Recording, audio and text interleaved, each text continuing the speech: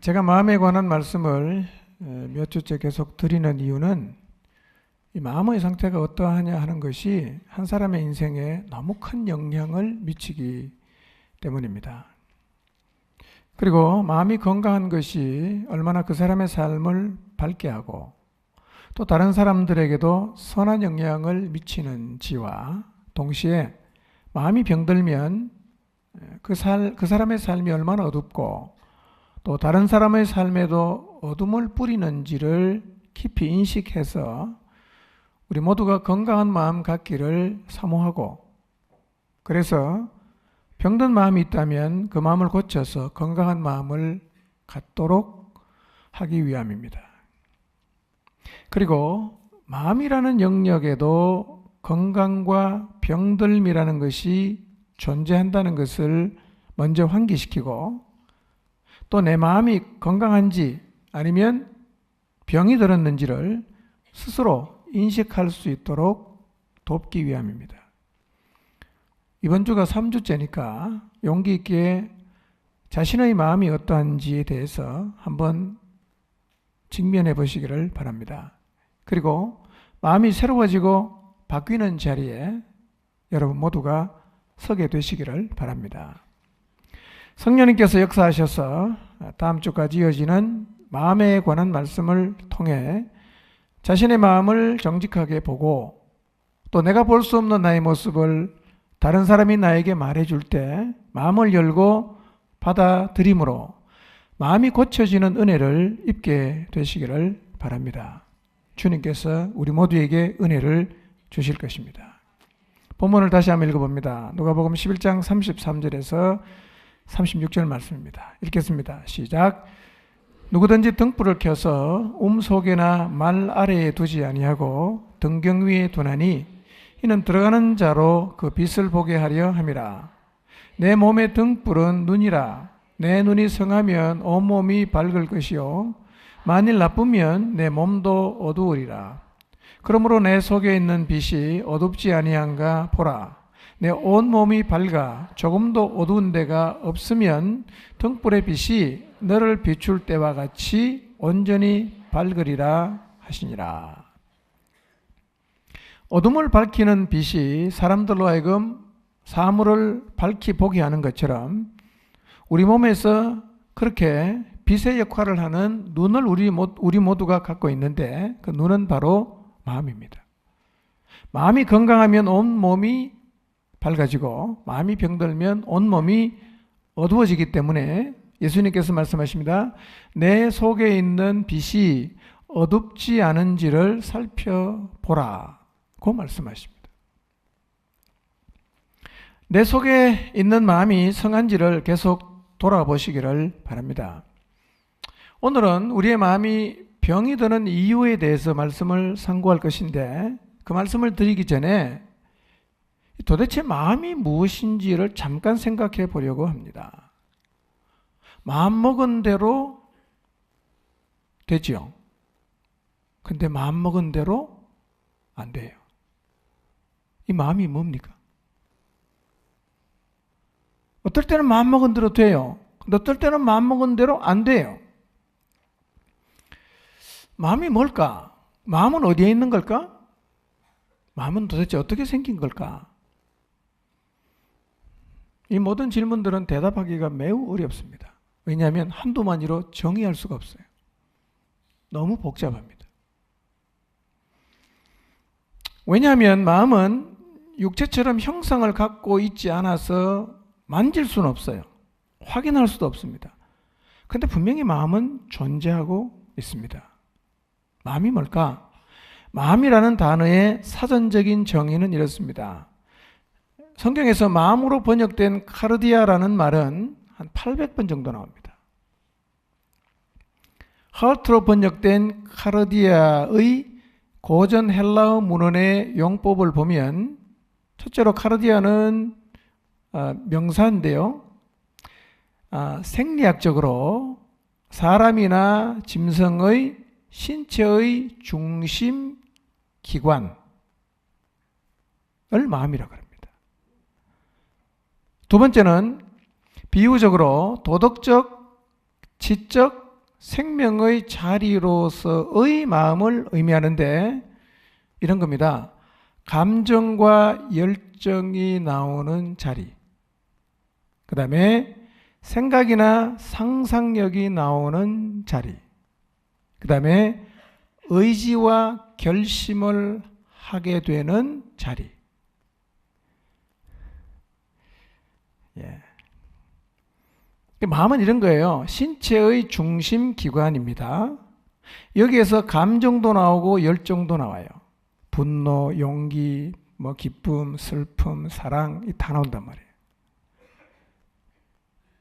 그리고 생각과 상상력이 나오는 자리입니다. 그리고 어떤 의지와 결심이 나오는 자리를 마음이라 그럽니다. 예, 벌써 졸기를 시작하십니다. 뭔 말인지 모르겠다. 예. 이것이 마음인데 마음이라는 의미가 마음으로 이해되십니까? 뭔 말인지 모르겠습니까? 하여튼 대충 이런 것이 마음인데 참 정의하기 어렵다는 겁니다. 그런데 이 마음을 수식하는 표현들을 보면 마음은 더 잘 모르겠어요. 우리가 마음이라는 것을 굉장히 많은 단어로 수식을 해요. 이걸 해보면 그럼 도대체 마음이 뭐야? 라고 생각이 될 정도로 마음을 수식하는 단어가 많아요. 이렇게 표현하죠. 건강하다, 병들었다. 그렇게 말하죠. 마음이 건강하다, 마음이 병들었다. 우리 마음은요, 건강할 수도 있고 병들 수도 있어요. 마음이 가난하다, 마음이 부유하다. 우리 마음은요, 가난할 수도 있고 부유할 수도 있어요. 성경에 보면 마음을 지키라고도 말합니다. 그 다음에 마음을 지켜주겠다고도 말합니다. 그러니까 마음은 내가 지켜야 하는 것이기도 하지만 동시에 하나님이 지켜주셔야 하는 것이기도 합니다. 우리가 마음의 상처를 받았다 표현하잖아요. 마음이 치유가 되었다. 마음은요, 상처받을 수도 있고 상처받은 마음이 고쳐질 수도 있습니다. 또 이렇게 말하죠. 마음이 깨끗하다, 마음이 더럽다. 마음은 깨끗할 수도 있고 더러울 수도 있어요. 마음이 좁다, 마음이 넓다. 마음은 좁을 수도 있고 넓을 수도 있어요. 마음에 뿌려진다. 그러니까 마음은 우리의 마음에 뭔가가 뿌려지면 신비기도 하는 곳입니다. 잘한다, 잘하지 않는다. 마음에 무엇인가가 뿌려지면 잘하기도 하지만 안 자라기도 해요. 어떤 마음에는 잘 자라고 어떤 마음은 잘 안 자라요. 멀다, 가깝다. 마음은요, 그 무엇과 가까울 수도 있고 멀 수도 있어요. 들어간다, 나온다. 마음에는 뭔가가 들어가기도 하고 들어갔던 게 나오기도 합니다. 둔하다, 예민하다. 마음은 둔해지기도 하고 마음은 예민해질 수도 있어요. 그리고 우리의 마음에는 온갖 도덕적인 그리고 비도덕적인 것들이 담기기도 합니다. 이게 마음이에요. 가만히 생각해 보면 마음이 뭐냐? 잘 모르겠어요. 손으로 만질 수도 없고 특정한 장소에 존재하지도 않는데 신비하게도 마음은 실제하고 있어요. 그리고 우리의 삶에 절대적인 영향을 미치고 있는 이 마음은 진짜 신비로운 거예요. 마음이 어디에 있습니까? 머리에 있습니까? 아무리 이쪽에 있을 것 같죠? 배를 열면 마음이 보이나요? 만질 수 있나요? 없죠? 그 마음이 없습니까? 있잖아. 마음이 아프다. 뭔 말인지 다 아시죠? 아프잖아, 마음이.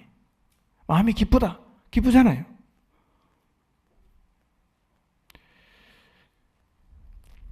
우리가 이런 마음을 지금 가지고 있어요. 지켜야 되는 것, 병들 수 있는 것, 슬플 수 있는 것, 좁을 수 있고 넓을 수 있고 심으면 자랄 수 있고 안 자랄 수 있고 참 마음은 신비로운 거죠. 그래서 사람들마다 마음은 다 갖고 있는데 그 사람의 마음의 상태는 정말 굉장히 다를 수가 있어요. 이 마음의 상태는 한두 마디로 사실은 설명하기 어렵습니다. 그래서 우리의 마음이 좋은 마음일 수 있고 나쁜 마음일 수도 있어요. 지금 우리 마음이 건강한 마음일 수 있고 병든 마음일 수도 있어요. 우리 마음이 더러운 마음일 수 있고 깨끗한 마음일 수도 있습니다. 우리 마음이 지금 둔할 수도 있고 예민할 수도 있어요. 내 마음이 지금 넓을 수도 있고 좁을 수도 있습니다. 내 마음은 뭔가 뿌려지면 결실을 맺는 밭일 수도 있고 아무리 뿌려도 아무런 결실이 맺지 않는 마음일 수도 있습니다. 우리가 마음을 지킬 수도 있고 마음을 지키지 못할 수도 있습니다. 그러니 다 마음은 갖고 있는데 지금 여기 계신 분들의 마음 상태는 똑같은 분은 어쩌면 없을 수도 있어요. 다 다른 거예요. 다 달라요. 자, 그러면 내 마음을 한번 돌아봅시다. 지금 내 마음. 지금 내 마음은 어떤 수식어를 사용해서 표현할 수 있겠는가? 아프고 괴롭다. 너무 기쁘고 행복하다. 열렸다 혹은 닫혔다. 지금 여러분의 마음은 어떤 수식어를 사용해서 표현할 수 있을 것 같습니까? 왜 이렇게 사람들의 마음이 다 달라지는 것일까요? 왜 어떤 사람의 마음은 건강한데 어떤 사람 마음은 건강하지 않아요? 어떤 사람은 사귀어보면 마음이 굉장히 넓은데 어떤 사람은 정말 밴댕이 속처럼 좁아요. 같이 있기 겁나요. 말 잘못하면 다 뒤집었어요. 막 덤벼드니까. 어떤 사람은 굉장히 긍정적인데 어떤 사람은 또 반대로 아주 부정적이에요. 어떤 마음은 관계를 잘 맺는데 어떤 마음은 관계를 잘 못 맺어요. 이 태어날 때부터 그럴까요? 태어날 때부터? 아니면 태어나고 나서 이 마음이 영향을 받아서 바뀌는 걸까요? 물론 우리가 태어날 때 기질 같은 것은 타고나지만 이 사람의 마음 상태라는 것은 어떤 면에서 중립적이기 때문에 태어날 때부터 좁은 마음, 태어날 때부터 넓은 마음 이런 건 없어요.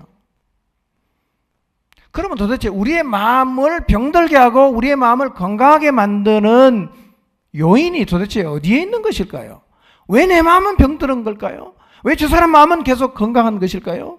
왜 내 마음은 긍정적이고 근데 저 사람 마음은 그렇게 부정적일까요? 무슨 영향일까요? 저절로 그렇게 된 건 아닐 거예요.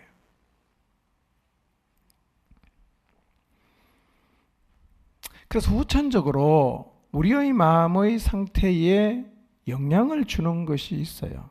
너무 많겠죠? 너무 많아요. 다 말씀드리기는 어렵고 오늘은 저는 우리의 마음을 병들게 하는 데 영향을 주는 것, 건강하게 하는 데가 아니라 병들게 하는 데 영향을 주는 것이 많지만 그 중에 크게 세 가지만 간단하게 살펴보도록 하겠습니다. 오늘 저는 이 말씀을 통해서 우리 모두가 내 내면을 잘 좀 들여다보고 내 마음이 이렇게 병든 이유가 여기 있었구나 하는 그 원인을 좀 찾게 되는 은혜를 입게 되시기를 바랍니다. 하나님 말씀이 밝은 빛이 되어 여러분의 마음을 비추어서 내 마음이 왜 병들게 되었는지를 분명하게 보게 되시기를 바랍니다. 마음 열고 보면 다 보입니다. 진짜 보입니다. 그리고 이 마음은요, 감출 수도 있지만 감출 수도 없어요. 왜냐하면 곁에서 봐도 마음이 보일 때가 많거든요. 곁에서 봐도 저 사람 마음은 저렇겠다라고 짐작이 되는 정보나 자료가 굉장히 많단 말이에요.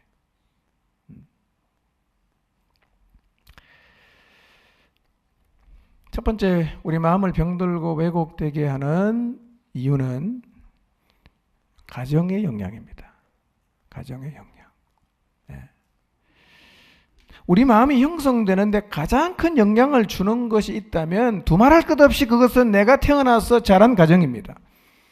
어떤 사람도 자기가 태어나서 자라온 가정에 영향을 받지 않을 수는 없습니다. 인간이라면 받을 수밖에 없어요. 그리고 한 사람이 태어나서 자라온 그 가정은 그 가정에서 자라는 사람의 마음이 형성이 되는데 결정적인 영향을 미칩니다. 결정적인 영향을 미칩니다. 그래서 그가 자란 가정이 어떤 곳이었냐에 따라서 우리의 마음이 건강할 수도 있지만 반대로 병이 들 수도 있고 자라지 못할 수도 있어요. 마음도 자라거든요. 마음이 전혀 못 자랄 수가 있어요. 가정의 영향을 받아서 마음이 병들어서 마음이 자라질 않고 몸만 자란 사람들을 심리학적으로 성인아이라 이렇게 표현을 합니다. 성인아이. 성인아이라는 말은 뭐냐? 몸은 어른인데 정서는 아직 어린아이 상태에 머물러 있는 사람들을 일컫는 말이에요.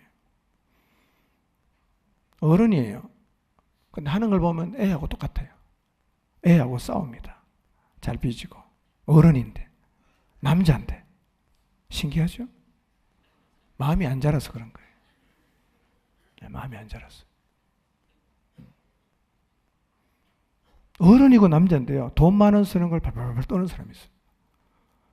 근데 젊은애인데도 10만 원 쉽게 쓰거든요. 뭔 차이일까요? 가정의 영향이에요. 가정의 영향을 받는다는 의미는 여러분 되게 이해하시겠지만 이런 거예요. 제 아버지는 목사님이셨어요. 되게 아시겠지만 저희 아버지는 이 교회의 전임 목사님이셨어요. 평생을 목양일념 하시고 복음에 타협치 않고 사셔서 제게 매우 소중한 신앙의 유산을 물려주셨어요. 그런데 제 아버지는 따뜻한 아버지는 아니셨어요. 아내를 향해서는 한없는 사랑을 표현하신 분이에요. 네. 저는 자동으로 그건 잘 돼요. 자동입니다. 노력할 필요가 없어요. 그냥 돼요. 봤기 때문에. 어떻게 하는지도 다 봤어요. 네. 어렵게 살았는데요. 돈 생기면 모아서 어머니 옷을 사줬어요. 매우 자연스럽게. 저는 어떻게 할 것 같아요? 네, 짐작하시기 바랍니다. 그런데 자녀를 향해서는 다정다감하진 않으셨어요. 제 기억 속에 아버지에게 안겨본 기억이 거의 없습니다.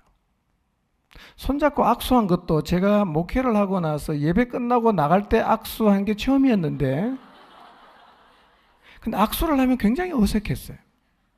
굉장히 어색했어요. 근데 지금은 제가 다 이해를 해요. 어른이 돼 이해한 게 아니라 제 아버지의 삶을 보니까 충분히 이해가 됐어요. 저희 할아버지는 지금 중국 연변 지역에 있는 종성동이라는, 원래 종성동은 아닌데 함경도 종성동에 살던 사람이 집단 이주해서 종성골이라고 부르는 지역인데요. 거기 사셨어요. 그리고 저희 할아버지는 목사이셨는데 종성동 교회를 섬기면서 그 당시에는 지금 100년 넘었으니까요. 목사가 굉장히 없었어요. 침례교단에 목사가 5손가락 안에 드는 정도밖에 안 되니까 교회가 200개 되니까 어떡합니까? 돌아다녀야 되는 거예요. 순회했어요. 그래서 순회전도를 나가면 한 번 나가면 6개월 정도 있다가 돌아와서 한 2주 있다가 또 나가는 거예요. 그러니까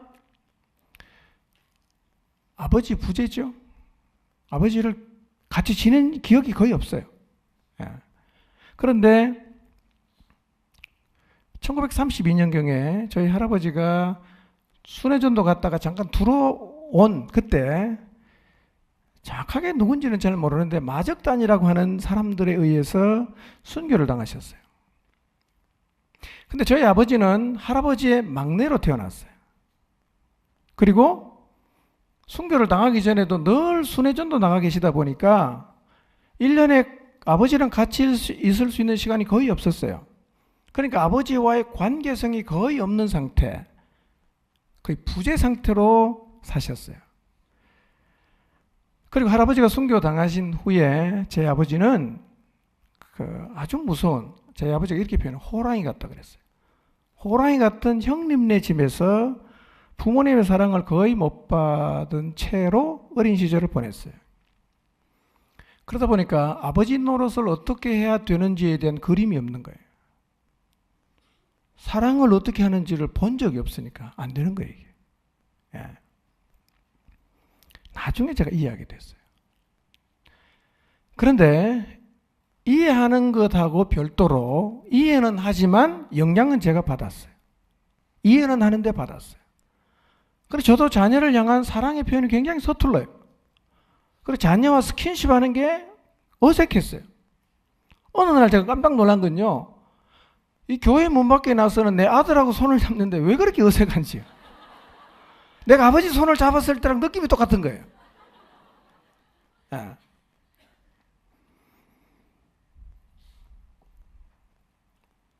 왜 어색할까를 생각해 봤는데, 내가 내 아버지하고 악수할 때 서툴고 어색한 느낌이 그대로 나한테 와서 내가 내 아이에게 그렇게 하고 있다는 사실을 경험했어요. 물론 지금은 어색하지 않아요. 그러나 이렇게 자란 가정의 영향이 고스란히 제게 다 미쳐 있는 거예요. 고스란히. 이게 가정의 영향이라는 거예요. 그래서 가정의 영향으로 마음의 병이 들면 이 병은 고치는데 시간이 많이 걸립니다. 금세 안 고쳐집니다. 어쩌면 평생을 살면서 노력을 해야 될 수도 있어요. 평생을 살면서 인식을 해야 될 수도 있어요. 왜? 자동으로 걸러가니까요. 자동으로 걸러갑니다.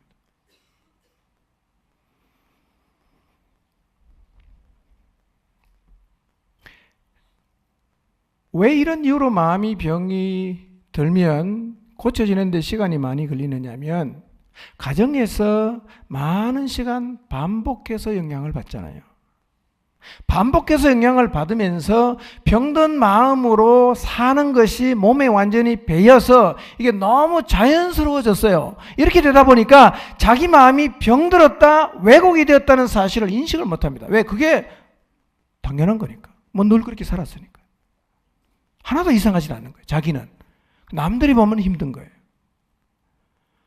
그러니까 남들이 나를 볼 때 힘들면 내가 뭔가 왜곡되었다는 걸 빨리 인지를 해야 되는데요, 이 부분은 인지가 안 되는 게 너무 자연스럽단 말이에요.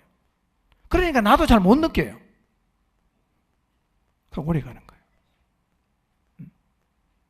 이거를 본인이 계속 못 느끼기 때문에 환갑이 지나도 더 나빠집니다. 어른이 되는데 더 나빠지는 거예요. 여러분, 사람이 나이가 들면 좀 성숙해 가야 되잖아. 근데 이 마음의 병이 안 고쳐지고 나이가 들면 젊을 때보다 더 나빠집니다. 더 이상해져요, 사람이.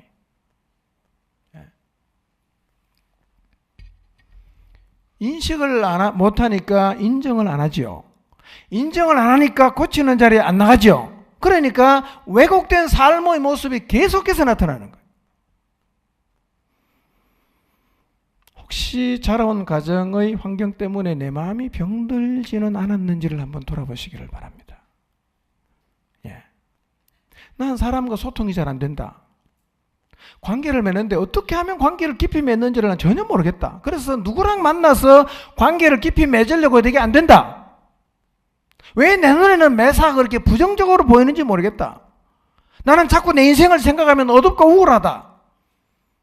병든 거예요. 왜 병들었는지 잘 살펴봐야 됩니다.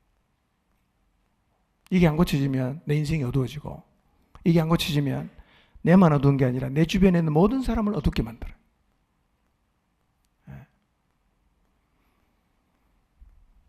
다시 말씀드리는데요, 자라온 가정의 영향으로 마음이 병든 것은 절대로 정죄받을 일이 아닙니다. 아무도 정죄하면 안 돼요. 내 의지와는 상관이 없었어요. 태어나 보니 그런 가정이었어요. 태어나 보니까 우리 아빠 그런 분이었고 우리 엄마 그런 분이었어요. 내 죄가 아닙니다. 그렇다고 해도 내 자신을 위해서라도 병든 마음은 고쳐야 됩니다. 고쳐야 됩니다. 혹시 가정의 영향으로 여러분의 마음이 병들어 있다면 고치는 자리로 나가게 되시기를 바랍니다. 아멘? 나가셔야 돼요. 예를 들면 돈에 대해서 지나치게 민감하다. 이거는 가난 때문에 지금 내 마음이 돈에 한이 맺혔을 가능성이 많습니다. 이걸 인지를 해야 돼요. 안 그러면 죽을 때까지 안 고쳐집니다. 내가 이 나이 되도록 돈 많은 애 발발 떠는 거 비정상 아닙니까? 따지고 올라가 보면 이유가 있어요. 너무 가난하게 살면 자동적으로 돈에 한이 맺힙니다. 그러니까 신앙생활도 한풀이 하는 거예요. 자꾸 복을 추구하고 돈을 추구하는 거예요. 왜곡이죠? 왜곡입니다. 권위를 인정하는 게 너무 안 된다. 가정에서 부모를 인정할 수 없었을 가능성이 많습니다. 나는 모든 걸 바라봐도 다 부정적으로 보인다. 그러면 여러분이 자라온 가정이 세상과 사람을 계속해서 부정적으로 말했을 가능성이 많습니다. 분노하는 마음이 너무 많다. 가정에서 부모가 나를 분노하게 만드는 일을 반복적으로 했을 수가 있어요. 나는 그런 건 없는데 이 가정을 어떻게 세워가야 될지 잘 모르겠다. 남편 노릇 어떻게 해야 될지 모르겠고 아내 노릇 어떻게 해야 되는지 모르고 부모 노릇을 어떻게 해야 되는지를 잘 모르겠다. 이런 사람은 가정의 원형이 깨어진 가정에서 자랐을 가능성이 많습니다. 원형이 보존이 안 되고 깨어져 있다 보면요, 내 역할을 몰라요. 어떻게 할지 모르는 거예요. 아버지는 됐는데 아버지 노릇이 너무너무 힘든 거예요. 예.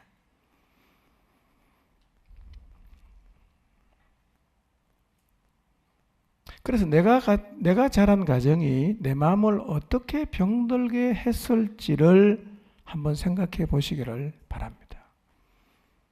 고치는 길은 있습니다. 다음 주에는 어떻게 고칠지에 대해서 제가 좀 깊이 있게 말씀드리겠습니다. 두 번째로 우리의 마음이 병들고 왜곡이 되는 이유는 사탄의 유혹 때문입니다. 사탄의 유혹. 사탄의 유혹 때문에 마음이 병이 드는 사례는 성경에도 많이 나오는데요. 오늘은 구약에서 한 명, 신약에서 한 명, 사탄의 유혹에 넘어간 대표 주자를 제가 뽑았습니다.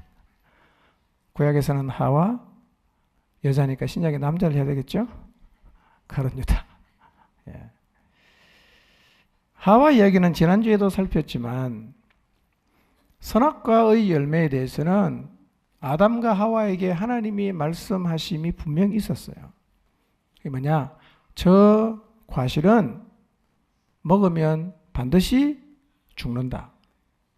이게 그 선악과 과실에 대한 하나님의 말씀하심이에요. 먹으면 반드시 죽는다. 그러니까 선악과는 보면 늘 그 말씀이 생각나서 먹을 생각을 안 하는 게 건강한 마음이에요. 아멘입니까? 하나님이 하지 말라고 말씀하신 것은 늘 봐도 저거는 안 해야 되는 것으로 받아들여지는 게 건강한 마음이에요. 병이 들면 생각이 달라지는 거예요. 똑같은 걸 보는데 마음이 달라지는 거예요. 이게 병든 거예요. 근데 이 하와가 그 선악을 알게 하는 나무의 실과를 따먹는 과정에 누가 개입하느냐 하면 사탄이 개입합니다. 사단이 유혹하는 거예요. 먹어도 괜찮아. 끄떡없어. 먹어. 맛있어. 유혹했단 말이에요. 근데 유혹에 넘어가서 마음이 병이 딱 들고 나니까 그 선악과가 똑같은 건데 다르게 보이는 겁니다. 다르게 보이는 거예요. 이게 병든 거예요. 자, 창세기 3장 1절에서 6절 한번 읽어보겠습니다. 시작.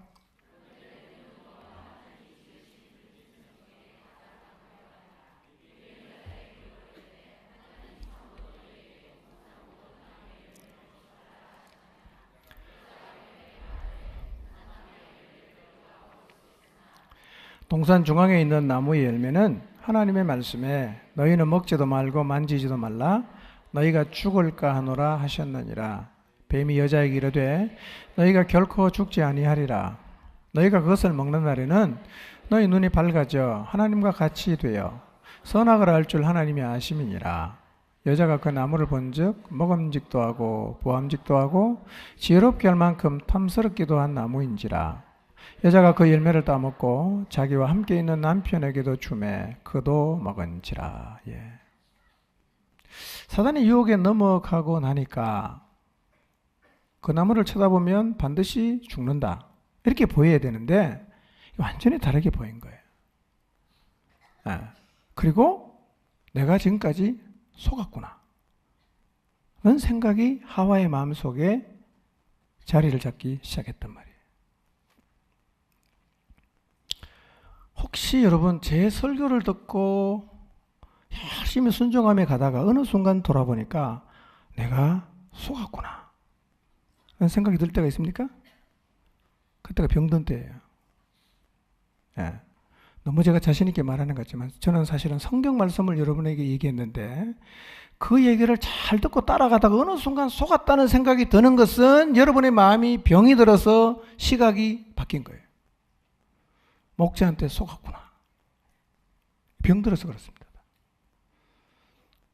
하와가 뱀하고 얘기를 나누고 나서 마음이 병이 든 다음에 쳐다보니까 나무가 다르게 보이는 거예요. 속았다는 생각이 드는 거예요. 그래서 그 나무의 실과가 먹으면 반드시 죽는 나무의 실과가 너무 먹고 싶은 거예요. 너무 보기가 좋아. 그것만 먹으면 정말 지혜로워질 것처럼 너무 탐스럽게 보였단 말이에요. 여러분, 먹으면 반드시 죽는 것으로 보이는데 그걸 먹겠습니까? 안 먹죠. 근데 그거 왜 먹냐? 먹으면 죽는 것으로 안 보이고 먹으면 지혜롭게 할 것으로 보이니까 먹는 거예요. 그러면 먹으면 죽는다는 과실이 먹으면 지혜롭다고 보이는 이유가 뭐냐? 마음이 병들면 그렇게 다르게 보인다는 거예요. 사단은 계속 우리 마음을 병들게 합니다. 유혹했어요. 그런데 하와가 그걸 들고 가서 누구한테 줬습니까? 남편에게 줬죠. 야, 같이 죽자. 그런 마음은 먹은 것 같진 않아. 그래서요, 이런 부분에서 부부는 하나가 되면 안 됩니다. 금슬이 아무리 좋아도 진리와 거짓은 갈라서야 됩니다. 그래야 그 가정이 삽니다. 신약에 가면 아나니아와 삽비라가 둘이 합작해서 다 죽었잖아. 한 명이라도 정신을 차려야 되는데요. 이상하게 여기에 또 하나 되는 가정이 있어요. 여러분 이런 부분에는 나누시기 바랍니다. 금슬이 아무리 좋아도 하나님 말씀 반대로 가면 막아서야 됩니다. 그 남편을 사랑 안 하는 게 아니라 그 진짜 사랑하는 겁니다. 그게 아내를 정말 사랑하는 거예요. 우리 가정을 사랑하는 겁니다.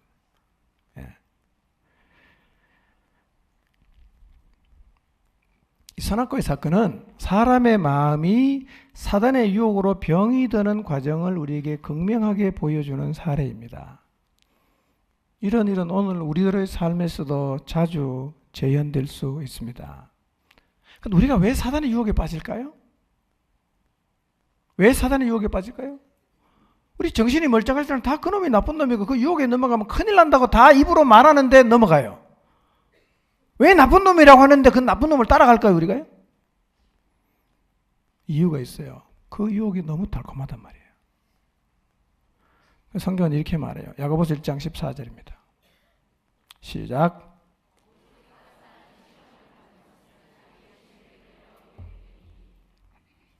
우리가 유혹에 빠지는 이유는요, 욕심입니다. 욕심. 탐욕. 그 탐욕. 그 다음에 육체의 정욕, 안목의 정욕, 이생의 자랑거리에 대한 욕심, 이런 부분에 계속 시험에 들면 이것도 고질병입니다. 고질병이에요. 탐욕이 우리 마음을, 욕심이 우리의 마음을 병들게 합니다. 여러분 한번 가만히 생각해 보세요. 욕심이 생기면 병들어요. 욕심이 생기면 하나님 말씀대로 따라가는 게 힘들어져요.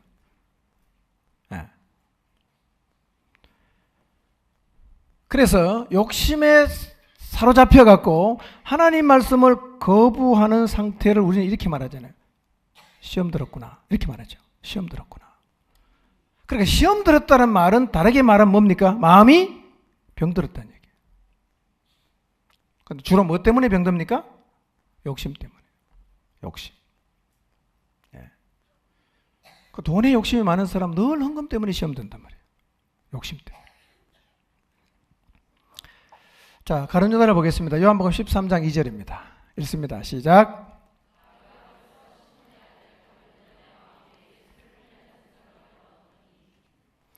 자, 마귀가 시몬의 아들 가룟 유다에게 찾아와서 어떤 생각을 넣습니까?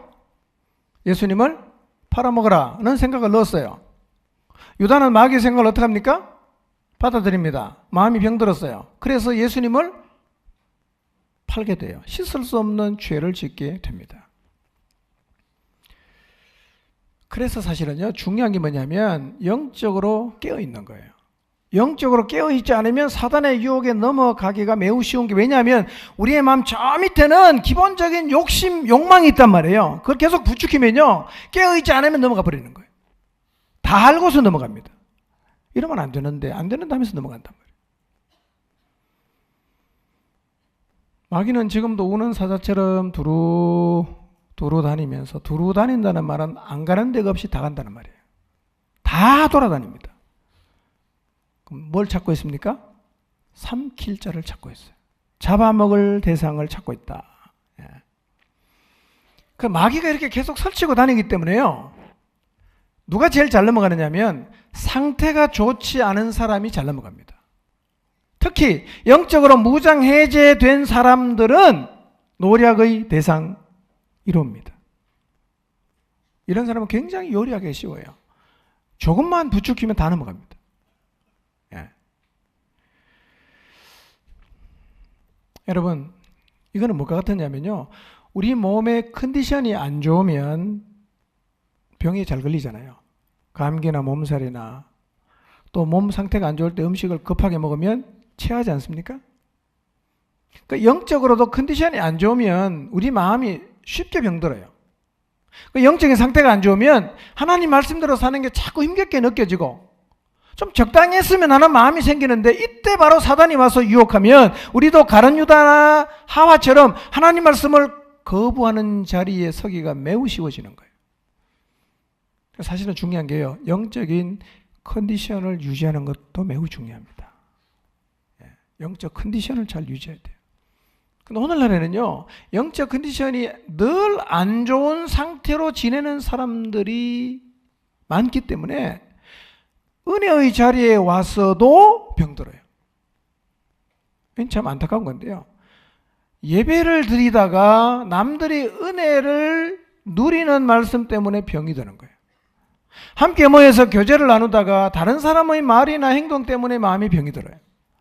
목장에서 나눔하다가 다른 사람의 나눔을 듣다가 병이 들고, 봉사하러 나갔다가 상태가 안 좋으니까 그냥 같이 온 사람끼리 부딪혀갖고 마음이 병이 들고, 이렇게 병이 들면요, 그래도 이전에는 하나님이 말씀하시면 그 말씀 앞에 순종했는데, 이 상태가 안 좋아서 병이 들면 곧바로 드러나는 반응이 뭐냐면 말씀을 거부합니다. 그리고 말씀 앞에 굉장히 냉담한 태도를 보이게 됐습니다. 특히 자라온 환경의 영향으로 왜곡된 정서를 가진 사람은요, 기본 체력이 떨어져 있는 것과 비슷해요. 그래서 이런 사람이 순간적으로 팍 치고 들어와서 우리의 마음을 유혹하는 사단의 유혹에 넘어질 확률이 높습니다. 기초 체력이 약한 거예요. 예. 특별히 왜곡의 종류에 따라 다 다른데요, 돈에 관련해서 막 사람이 병든 사람은요, 그것 때문에 자빠지고요, 관계 때문에 병든 사람은 그것 때문에 자빠지고요, 하여튼 여러 종류로 왜곡이 된 사람은 기본 체력이 떨어진 사람하고 같아서 이런 병에 걸리기가 쉬워요. 마음을 잘 지켜야 됩니다. 여러분, 이렇게 병든 사람을 우리 주변에서도 볼 수 있지 않습니까? 그런데요, 단순하게 그때 컨디션이 안 좋아서 든 병은 고치는 게 쉽습니다. 이것은 하루 만에도 고칠 수 있어요. 하루 만에도.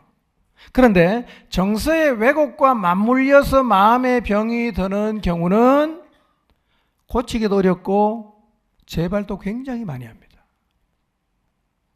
이 잘못하면 고질병 되는 거예요. 네. 자, 어떻든 고치는 방법은 다음 주에 말씀드리겠습니다. 세 번째, 우리 마음이 병드는 이유가 있어요. 자, 첫 번째는 뭐였습니까? 자라온 가정 환경이에요. 두 번째로는 사단의 유혹이에요. 자, 이런 이유로 내 마음이 병들지는 않았는지를 생각해 보십시오. 특히 정서에 왜곡이 있는 분은 이것과 관련해서 같은 병이 계속해서 반복되고 재발되지 않는지를 잘 보시길 바랍니다. 자, 세 번째는 뭐죠? 우리 마음이 병드는 세 번째 이유는요, 인생에서 일어난 특별한 사건의 영향이에요. 예. 예를 들면 이혼을 하거나 갑작스럽게 실직을 당하거나 믿었던 사람으로부터 배신이나 배반을 당하거나 기도를 열심히 했는데 하나님 응답하지 않으셨거나 그 외에도 우리의 삶에서 일어난 충격적인 일들 때문에 우리 마음이 병들 수 있어요. 이런 이유로 생긴 마음의 병은요, 가정 환경으로 인해서 생긴 마음의 병만큼 고치기 어려울 수 있어요. 이런 이유로 생긴 병을 고치기 어려운 이유가 뭐냐면요, 이런 일은 대개 마음에 묻어둬요. 웬만해서는 말을 안 한단 말이에요. 말은 안 하지만 이 사람은 그때 받은 충격 때문에 하나님과 사람과 어떤 경우에는 세상을 향해서 아예 마음을 닫아버렸어요. 말도 안 해요. 그러니 저 사람이 왜 마음의 병이 든지조차도 모르기 때문에 터치하기 어렵습니다. 터치를 못해요. 근데 일단 마음은 닫았어요. 안 열어요. 어떤 얘기를 해도 딱 닫고 있기 때문에 마음에 하나도 심겨지질 않고 자라질 않습니다. 안 심겨졌으니까 당연히 안 자라겠죠. 그런데다가 이 병은 교회 공동체와 연결이 되지 않으면 거의 불치병이 될 수가 있습니다. 왜냐하면 공동체와 연결이 되지 않으면 이 마음은 일단 이 마음의 병은 드러나질 않습니다. 드러나질 않아요. 그리고 본인도 이미 하나님을 향해서 사람을 향해서 기대를 접고 마음을 완전히 닫은 채로 신앙생활을 하기 때문에요. 오늘은 이 교회, 내일은 저 교회 이런 식으로 신앙생활하면 이 병은 거의 불치병입니다. 안 고쳐집니다. 아니, 안 고쳐지는 게 아니라 못 고칩니다. 고치는 자리에 서기가 매우 어려워집니다. 그래서 예수님께서 이렇게 말씀하셨어요. 마태복음 11장 6절입니다. 읽습니다. 시작.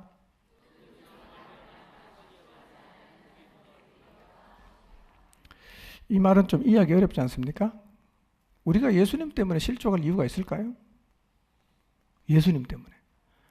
인간 때문에 실족한다고 하면 그 인간이 부족하니까 충분히 이해가 되는데 예수님이 말씀하십니다. 나로 말미암아 실족하지 않는 자가 복이 있다.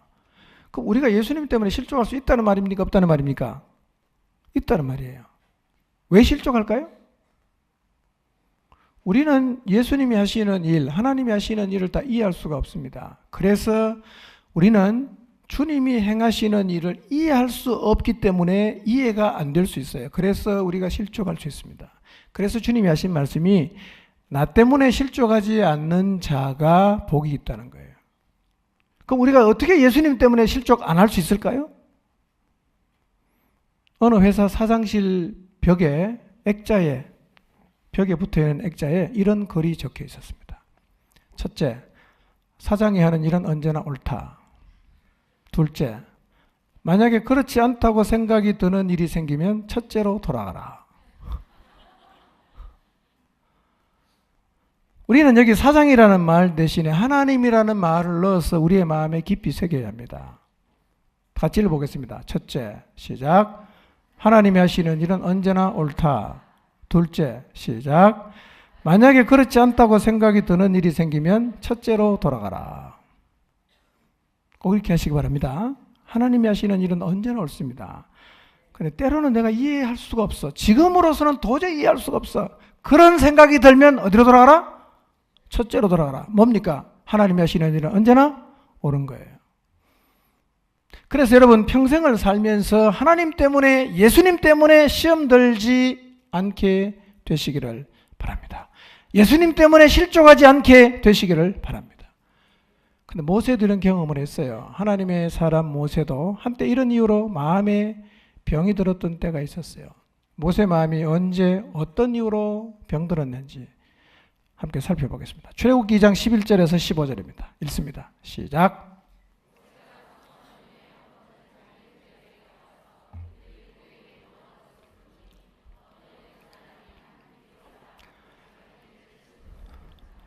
좌우를 살펴 사람이 없음을 보고 그 애굽 사람을 쳐 죽여 모래 속에 감추니라.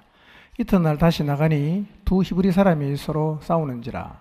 그 잘못한 사람에게 이르되 내가 어찌하여 동포를 치느냐 하매 그가 이르되 누가 너를 우리를 다스리는 자와 재판관으로 삼았느냐? 내가 애굽 사람을 죽인 것처럼 나도 죽이려느냐?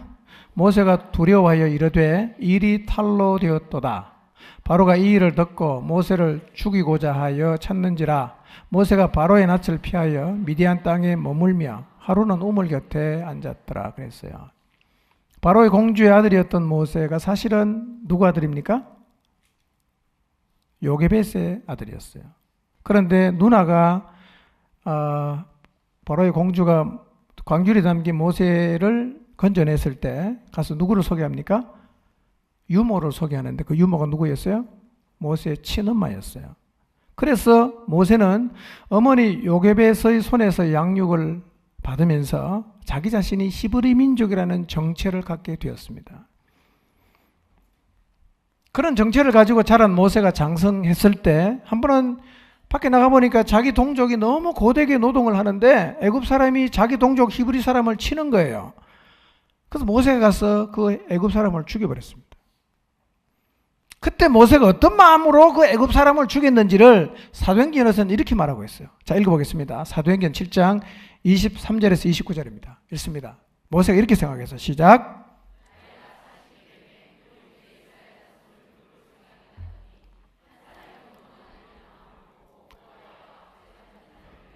원수를 갚아 애굽 사람을 쳐 죽이니라. 그는 그의 형제들이 하나님께서 자기의 손을 통하여 구원해 주시는 것을 깨달으리라고 생각하였으나 그들이 깨닫지 못하였더라. 이튿날 이스라엘 사람끼리 싸울 때에 모세가 와서 화해시키려 하여 이르되 너희는 형제인데 어찌 서로 해치느냐 하니 그 동물을 해치는 사람이 모세를 밀어뜨려 이르되 누가 너를 관리와 재판장으로 우리 위에 세웠느냐? 내가 어제는 애굽 사람을 죽임과 같이 또 나를 죽이려느냐 하니 모세가 이 말 때문에 도주하여 미디안 땅에서 나그네 되어 거기서 아들 둘을 낳으니라 그랬어요. 출애굽기에서 모세가 장성하였을 때라고 말씀한 그때의 모세의 나이는 40입니다. 사도행전에서 그렇게 말하고 있어요. 나이 40이 된 때 모세의 마음속에는 자기 동족인 이스라엘을 돌아볼 생각이 났어요. 그래서 나가서 자기 동족을 괴롭히는 애굽 사람을 쳐 죽이면서 모세가 했던 생각이 뭐냐면 자기가 지금 하나님의 보내심을 받아서 민족을 구원하고 있다는 사실을 그 사람이 깨닫기를 바랐어요. 내가 이렇게 하면 하나님이 나를 보내서 우리 민족을 구원하시는 역사를 시작하셨다는 사실을 저 사람들이 깨달을 거야 라고 생각을 했는데 그 동족은 깨닫지 못했을 뿐만 아니라 민족을 구원하고자 하는 열정을 가진 모세에게 대들고 모세의 행위를 폭로합니다. 그래서 결국 모세는 애굽 사람을 쳐 죽인 반역적인 행위가 탄로나게 되고 자발적으로 민족을 위해서 헌신하려고 나섰던 모세는 도망자가 돼요. 도망갔어요. 미디안 땅에서 나그네가 되어서 40년을 양치는 목자로 살게 됩니다. 이 사건은 모세에게 큰 충격이었을 것입니다. 정말 사심이 없이 왕자의 자리 내 던지고라도 민족을 구원할 수만 했다면 내 인생 드리겠다 이러고 나갔는데요. 동족의 배신 그리고 하나님이 돕지 않으므로 동족을 구원하기 위한 노력은 제대로 시작도 못 해보고 도망자가 되었어요. 이 사건으로 인해서 모세의 마음은 병이 됩니다. 그래서 모세의 마음은 이제 더 이상 이스라엘 백성을 위해서도 그리고 자신의 마음을 몰라주신 하나님을 위해서도 살고 싶지 않아요. 모든 것을 잃고 나는 조용히 살고 싶다. 이런 마음이었을 거예요. 도망자로 산 지 40년이 지났어요. 40년의 짧은 세월입니까? 그 기나긴 세월을 모세는 마음이 병이 든 채로 삽니다. 어느 날 양치로 갔는데요. 광야에서 떨기나무에 불이 붙었어요. 막 타고 있는데 타면 이거 없어져야 되잖아. 근데 불은 붙었는데 떨기나무가 타서 없어지질 않아. 그래서 모세가 말합니다. 내가 저 이상한 광경을 가서 보겠다. 그리고 가서 떨기나무에 불 붙은 떨기나무를 보러 갔다가 그곳에서 하나님의 부르심을 받았어요. 출애굽기 4장 10절에서 14절입니다. 읽어보겠습니다. 시작. 오 주여 나는 본래 말을 잘하지 못하는 자니이다. 주께서 주의 종에게 명령하신 후에도 역시 그러하니 나는 입이 뻣뻣하고 혀가 둔한 자니이다. 여호와께서 그에게 이르시되 누가 사람의 입을 지었느냐? 누가 말 못하는 자나 못 듣는 자나 눈 밝은 자나 맹인이 되게 하였느냐? 나 여호와가 아니냐? 이제 가라. 내가 내 입과 함께 있어서 할 말을 가르치리라. 모세가 이르되 오 주여 보낼 만한 자를 보내소서. 여호와께서 모세를 향하여 노하여 이르시되 레위 사람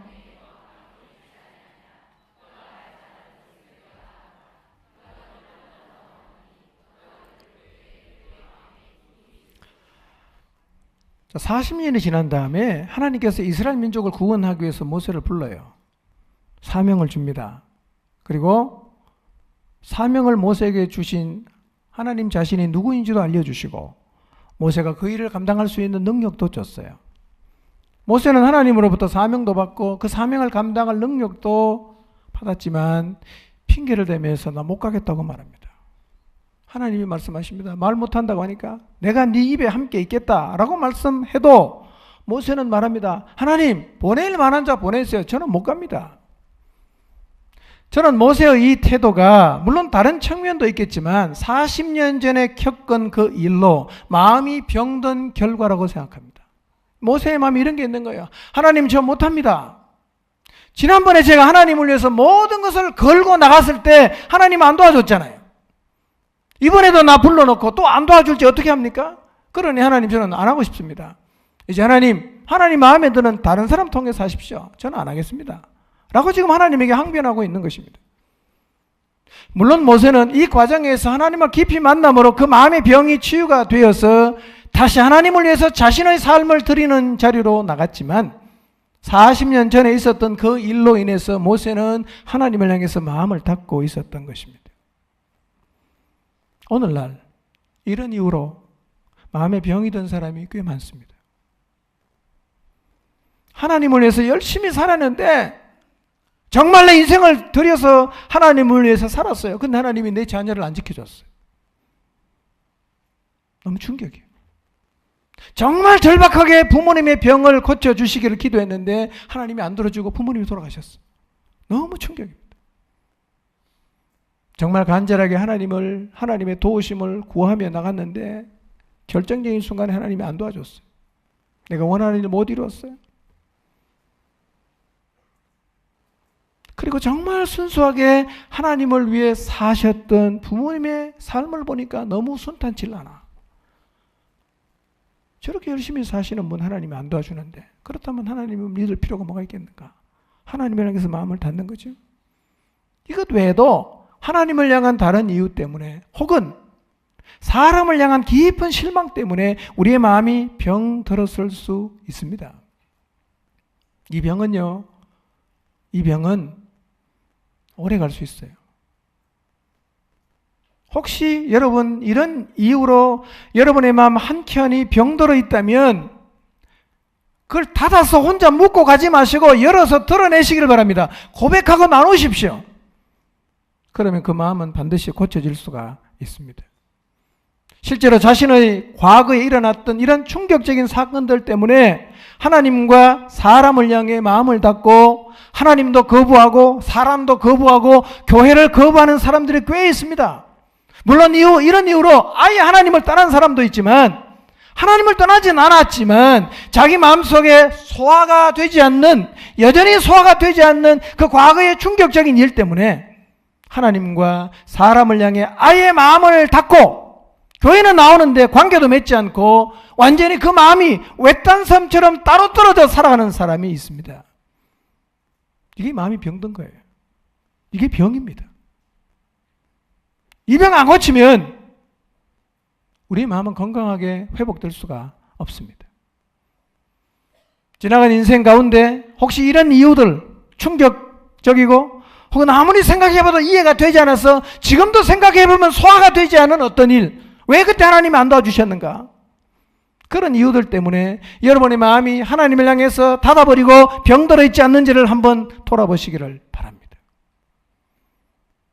인식하십시오. 드러내시기를 바랍니다. 누구든지 나로 인하여 실족하지 아니하는 자가 복이 있다. 그래서 주님은 믿음이 있어야 따라가는 거예요. 내가 그린 그림대로 하나님이 움직여주질 않아요. 하나님의 그림이 있어요. 하나님은 그 그림대로 인생을 이끌어 가십니다. 내 그림하고 안 맞으니까 우리는 하나님을 향해서 마음을 닫을 수 있어요. 내 그림하고 안 맞으니까 우리는 하나님을 이해 못할 수 있고, 내 그림하고 안 맞기 때문에 우리는 하나님을 향해서 마음을 닫고 단절할 수가 있습니다. 여러분, 이것이 마음의 병이라는 사실을 인식하시기 바랍니다. 이 병은요, 잘 드러나지 않기 때문에 고치기가 매우 어려워집니다. 교회를 나와도 마음을 안 여는 사람이 있어요. 사람에게도 안 열어요. 하나님에게도 안 열어요. 어떤 사람은 세상을 향해서 마음을 닫고 사는 사람이 있습니다. 과거의 어떤 일 때문에 그렇습니다. 오늘 저는 우리의 마음이 병드는 세 가지 이유를 말씀드렸어요. 자, 첫 번째 한번 읽어봅시다. 첫 번째 시작. 태어나서 자란 가정의 영향으로 병이 들어요. 돌아보시길 바랍니다. 두 번째 읽습니다. 우는 사자같이 다니는 사단의 유혹에 넘어가서 마음이 병들 수 있어요. 세 번째, 우리의 삶에서 경험된 소화가 되지 않는 충격적인 사건 때문에 우리의 마음이 병이 들 수 있습니다. 이런 이유로 우리의 마음이 지금 병들었을 수 있고, 그 병든 마음을 고치지 못한 채로 아파하면서 자라지 못하면서 어둡게 우울하게 인생을 살아가고 있을 수 있습니다. 과거는 지나갔잖아요. 과거에 얽매여 살면 얼마나 우리의 삶이 발전이 없고, 과거에 얽매여 살면 얼마나 우리의 인생이 불행해지겠어요. 미래를 향해 나가야 되지 않겠어요? 미래를 향해 나가기 위해서는 우선 말씀 앞에서 내 마음을 잘 살펴야 합니다. 병들었다면 왜 병들었는가? 어떻게 병들었는가? 살펴야 합니다. 마음이 병들면 교회에 머물러 있어도 신앙이 자라지 않습니다. 마음이 병들면 마음이 잘 열어지질 않아요. 마음이 병들면 하나님 말씀을 들어도 다르게 들어요. 순전하게 안 받아지는 거예요. 마음이 병들면 삶이 어두워져요. 평생 병든 채로 어둡게 인생을 살면 얼마나 인생이 불행하겠습니까? 하나님은 우리의 마음이 건강하기를 원하십니다.